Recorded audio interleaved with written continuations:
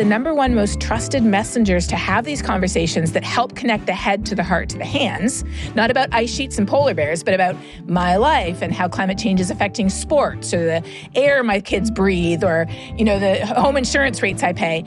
It's not scientists. Scientists are number two. The best people are people we know. Welcome to Good Citizen, a podcast from the Theodore Roosevelt Presidential Library. I'm Ted Roosevelt. Today, I'm thrilled to welcome Katharine Hayhoe. She's really one of my favorite people in the climate space. She bridges two worlds by approaching climate change through the lens of her Christian faith. In this episode, Katharine helps to unpack why Americans in particular are so polarized on this critical issue. We discuss the connection between climate change and our personal and political identities, and Katharine helps map out new systems that would automatically lead us to better decisions. It's a dialogue that weaves scientific insight with a profound moral imperative to act with love, which makes sense since Hayhoe's fundamental motivation as a climate scientist is to reduce human suffering.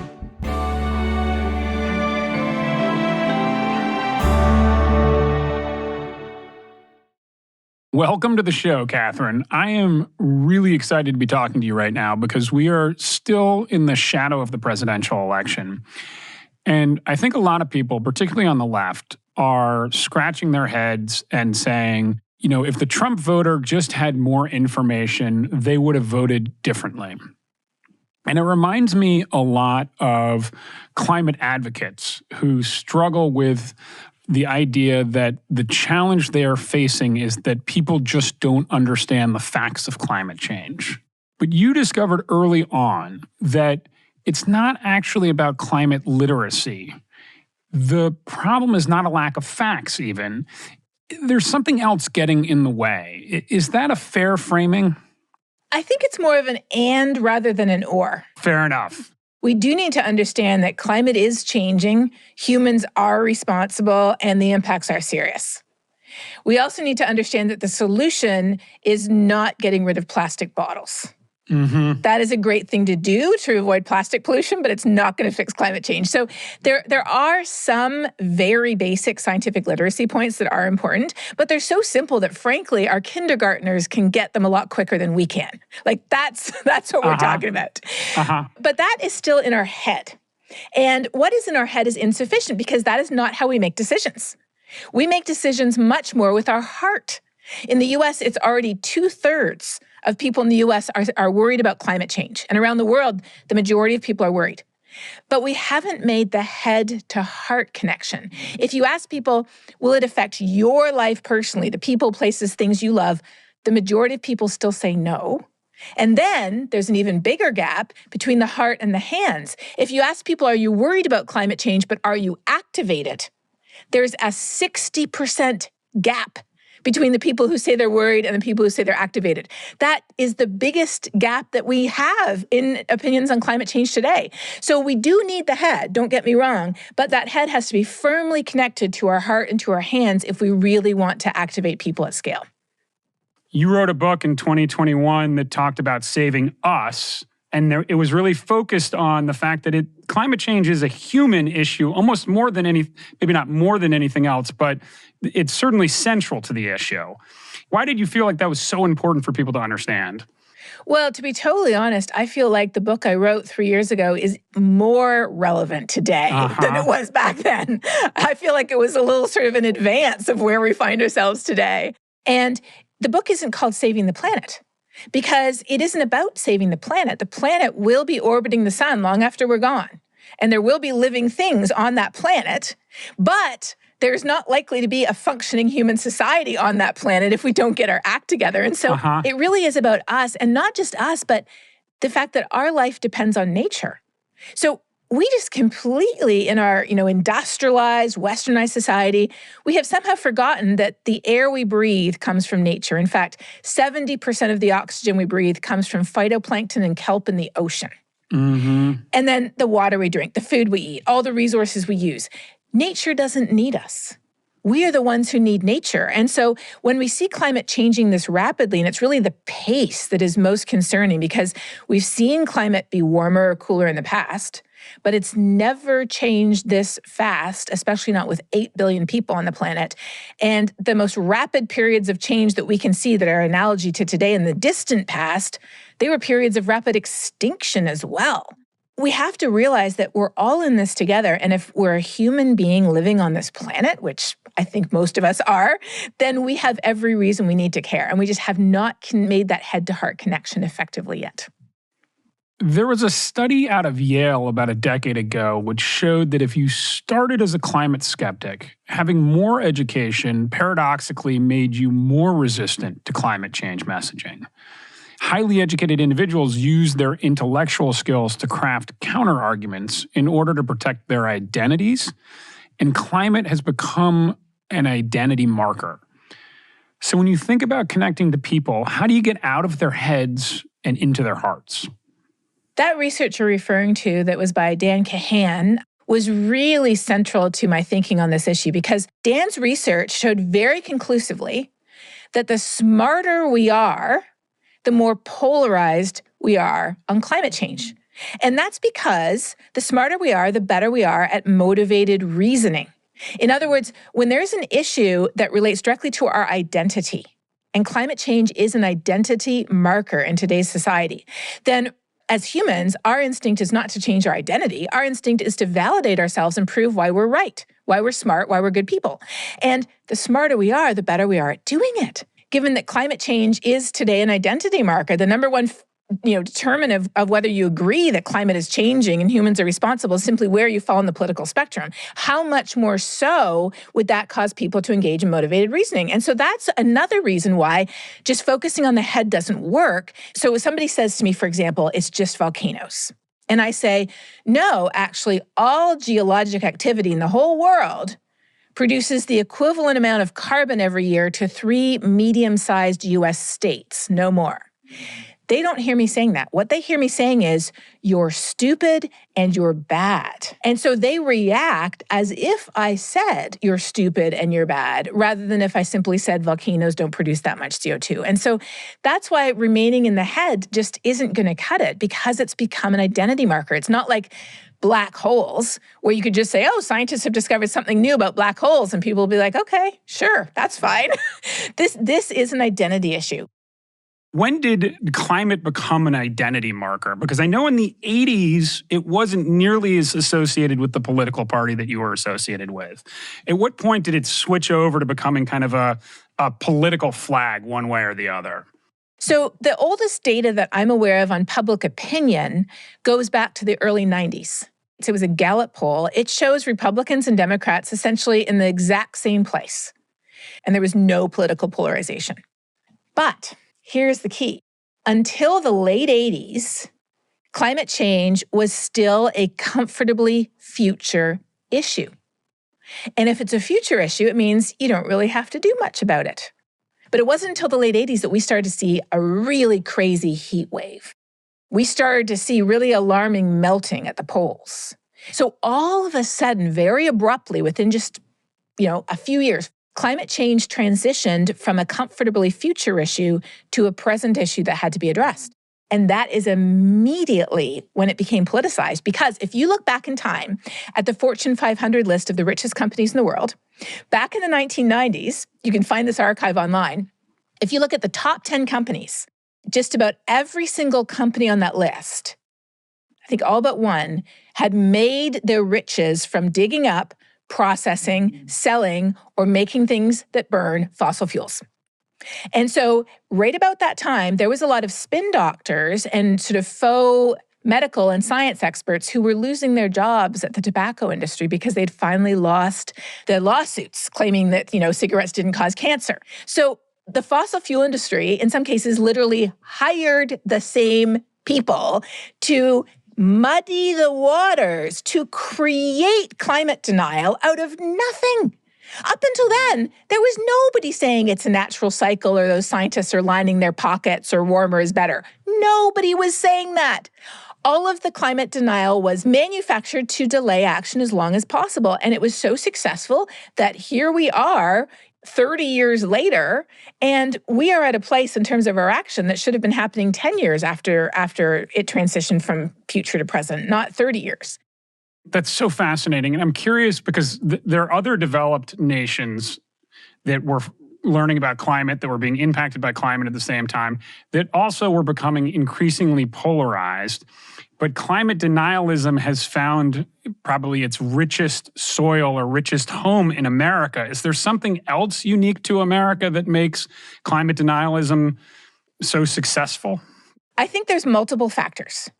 So first of all, there's the role of money and lobbying in politics.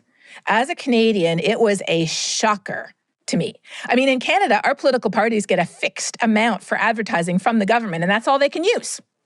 Whereas in the US, money is threaded throughout politics, as is lobbying. And so corporations, both through their financial impact and through Citizens United, they have an outsized impact on policy and politics. But then there's this extra layer in the US. If you look at sociological scales of different sort of cultures by country, like some cultures are very hierarchical, some cultures are very sort of communal, some cultures are extremely independent. And the US is very independent, in part because with, the history of how the US developed, it favored people who were strongly independent. So there is a pattern around the world where the folks who are like, I'm independent, I can do this myself. Well, with climate action, we can't. We have to work together. So there's sort of a cultural conflict between the, I'm in charge of my domain and I can run everything here myself. I don't need anybody's help. And it's like, well, we gotta fix this climate change thing together.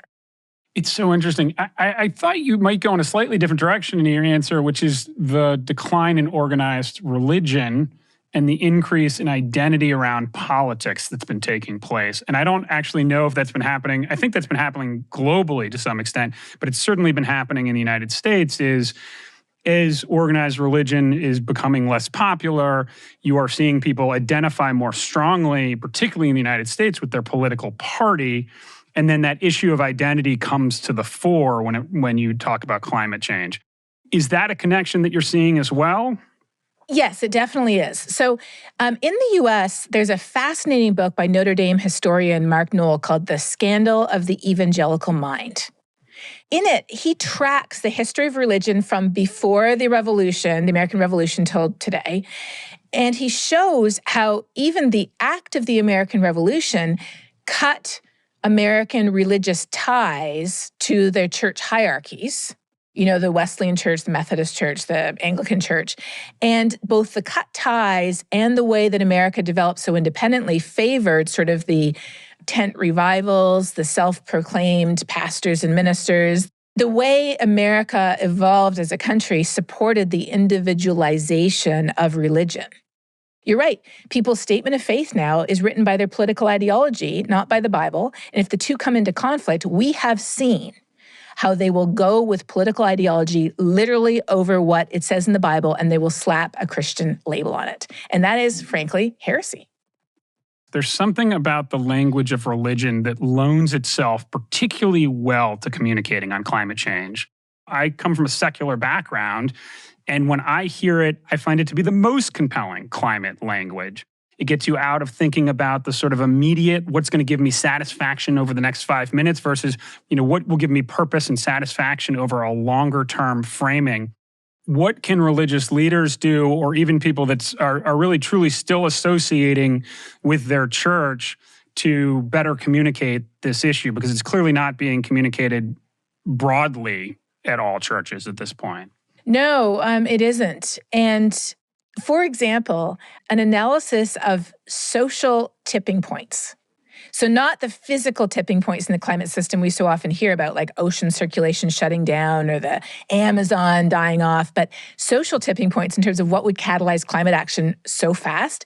One of the key social tipping points is framing this as a moral issue. Mm-hmm. There is a right and there is a wrong. And that's what religion does. It frames things as a moral issue. What religion also does is offer an opportunity for repentance and atonement. So you are not stuck. Like that is what I think is so powerful, is you are not stuck in this situation. One of my favorite Bible verses literally talks about how God has not given people a spirit of fear, which paralyzes us, but a spirit of power, which means we can act out of love and with a sound mind. Love is what powers our fight. Love of the people, places, and things that we have. That is literally what recharges our batteries to fight for a better future. We fight for what we love. And 2 years ago, I'm part of an organization called Potential Energy Coalition that helped me co-found Science Moms. Potential Energy does marketing research on public opinion around the world. And they did a big global survey representing 70% of the world's population. And then they tested all of these different messages on why people would support climate action. Because of clean energy, because of health, because of jobs, because of the moral argument against fossil fuels. And John Marshall from Potential Energy was giving a giant slide presentation with like 90 data-filled slides to all these interested people who had supported this work. And he said that they found across the world, by a factor of 12 times, there was one message that was much more powerful and impactful and motivating than any other message. And when he got to that point in the presentation, he sort of like choked a little bit and cleared his throat because for a data scientist, this is a very uncomfortable thing to say. He said the message was love. If you were to roll the clock back to the late 1980s and the early 1990s, and you could advise climate scientists, climate advocates on their messaging, is it that pivot from guilt, which certainly seemed like a big part of climate change messaging initially, to a focus on love, a focus on hope, that's where they sort of got on the wrong foot initially?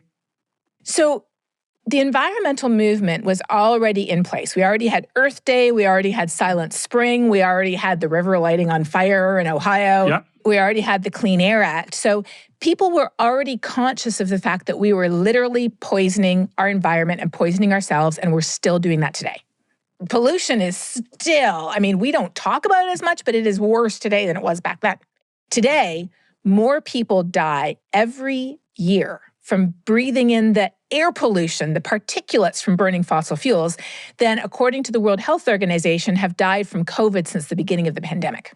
So there's this certain personality type that really inclines towards guilt. So much so that when I try to share social science on how doom and gloom gets the most clicks and shares, but it tanks people's efficacy, it makes people feel helpless and hopeless, the pushback I get is astonishing and in some cases even vicious.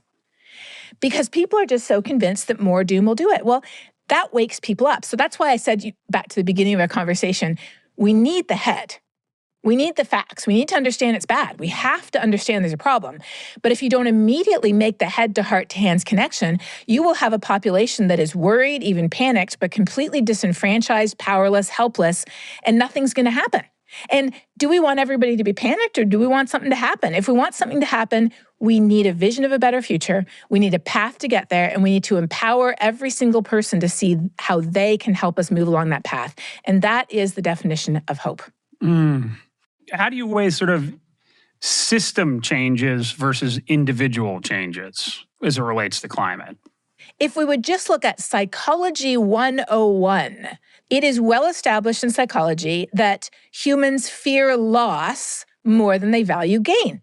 So if you want humans to do something, rather than taking something away from them, you have to show them there's something better. So I don't say don't eat meat, I say eat more plants. I say, wow, I just tried this new recipe, it's awesome. We need a different way of talking about this that shows people that a different way is possible. And here's why we need system change. Because we need the easiest and the most affordable choice for everyone to be the best choice. We need public transportation to be cheaper and faster to get downtown than driving your own car. We need finding a place to plug your car in to be easier than finding a gas station.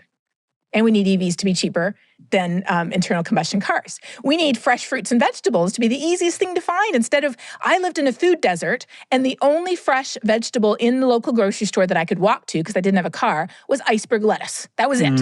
We just need to change the system so that it is the easiest and most attractive thing for everybody to make the right choice. And for that, the most important thing us as individuals can do has nothing to do with our carbon footprint. It is all about our voice. That is how society has changed before. That's how women got the vote. That's how the abolition movement started. That's how the civil rights movement triumphed. It was voices that made a difference. Every single one of us has one of those. And if we use it, we have evidence that it has changed the world before. That's why I'm convinced we can do it again. Yeah.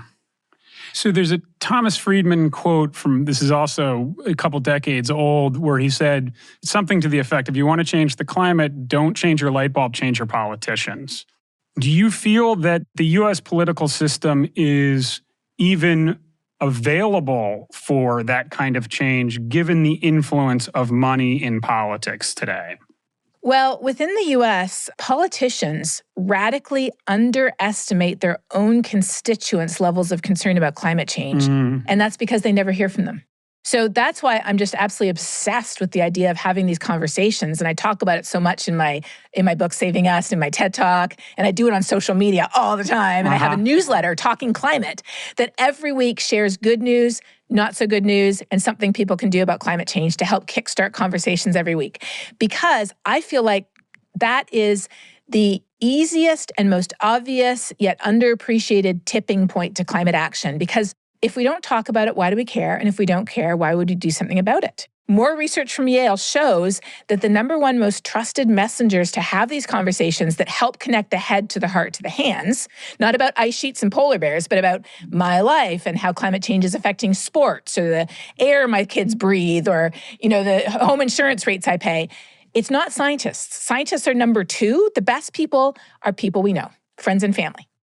Something that I've was interested to discover a little while back was that the word oikos is the Greek word for house and family and household. It's also the root word for eco in economy and ecology. And so the two are very related to each other and very connected, but I think those are often seen as juxtaposed concepts, that the economy and our ecology are diametrically opposed in some way. And in fact, that's really not true. They started as very closely related. What role do you think that our corporations, our economy, our capital markets can play in helping fix this challenge of climate change? The idea that it's the economy or the environment neglects the fact that everything we have comes from this planet. It's not about saving the planet. The planet will be orbiting the sun long after we're gone. The question is, will a thriving human society still be on the planet? And if it isn't, then there will be no economy. There will be no industry. There will be no corporate profits. There will be no quarterly returns. There will be nothing. There is no profit on a dead planet. So it is in every corporation's interest, if they can get their head out of their quarterly returns, to look at, do you plan to be around 10 years from now? And if so, here's what you have to do to make sure you're there. So corporations have a huge role to play, but they are placed within a structure that de-incentivizes the right thing. It de-incentivizes it because of the time focus over short-term versus long, but bigger picture. It de-incentivizes it because our entire economic system was massively poorly designed. We have an economic system that assumes there's always more to go in, so there's no value in what's going in, and it assumes that whatever we produce in terms of waste, pollution, or garbage can be put far away. And we haven't lived on a planet like that forever. The Romans had sewage issues, for goodness sakes. So our economic system was not designed for a round planet. And that brings us right back full circle to the importance of communication and framing. The truth is not self-evident. People have to make that head to heart to hands connection. You can't just toss out the data. That isn't going to cut it. You have to show them why they're the perfect person to care. And in fact, who they already are is the perfect person to care. And caring about this issue, and even more, supporting and taking and participating in action, whether it's with their family, their school, their church, where they work, it actually makes them a more genuine and authentic version of who they already are. If that's what we believe, then that's what's going to power our action. And that is why communication is like the first domino that knocks over a lot of the other dominoes in that long chain that will eventually lead us to that better future. As I think about other tools that one might use, we had Daniel Levitin on the show recently, and he's a neuroscientist that's focused on the power of music. And I'm curious because music plays such an important role in organized religion, plays such an important role for humans and to do that thing that you are so focused on, which is connecting the head to the heart. He said, music can open your heart to an idea that your mind isn't ready to accept. It can open your heart to the idea of peace, for example, or resolving an argument. I'm wondering if you've spent any time thinking about or using music as a tool for your messaging.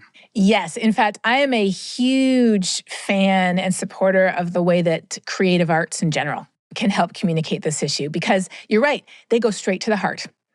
Music and sports, I think, are often equalizers. The same people who are very divided on issues of politics or climate or others, they could be rooting for the same sports team or they could be enjoying the same music. And so not only in the music itself, but also the people who generate it, who are respected figures in those fields, I think are really untapped potential spokespeople. And so a couple of weeks ago, Talking Climate newsletter, we had a music-themed issue. And I talked about how Coldplay is the first band to produce its own carbon footprint sustainability report. And they actually reduced their carbon emissions for their tour by something like 58%. So there's the potential to communicate in visual ways, in auditory ways, in emotional ways, and we need all those people on board. We need them more than ever. We don't need the dystopian novels where, everything falls apart and there's a small group of humans left. We need people who are being affected but can actually overcome that to help create something better. And Christiana Figueres, after she finished the Paris Agreement, she wrote this amazing book called The Future We Choose, not fiction, but she just painted what the world would look like if we did or didn't tackle climate change. And it was just such an inspiring vision. I feel like we need so much more of that in our lives. There's no question. And we had her on the podcast as well. And her focus was very similar to yours, which was a real focus on optimism. I noticed on your website, you have a quote very prominently, it's sort of maybe the third paragraph in your bio from John Holdren, who's one of my favorites, that says, we basically have three choices: mitigation, adaptation, and suffering. We're going to do some of each. The question is, what mix is it going to be? The more mitigation we do, the less adaptation will be required and the less suffering there will be. I love that you caught that. To me, when I first heard John say that, and of course, John is a very eminent senior physicist, science advisor to President Obama. When he first said that, that was the first time I had heard another scientist say a word that scientists don't say: suffering. That's a word that I heard as a Christian. And in the Bible, it talks about how humans were made in God's image to rada, every living thing on the earth, the Hebrew word rada. And later in the Bible, it's used in terms of caring for the needy and the suffering.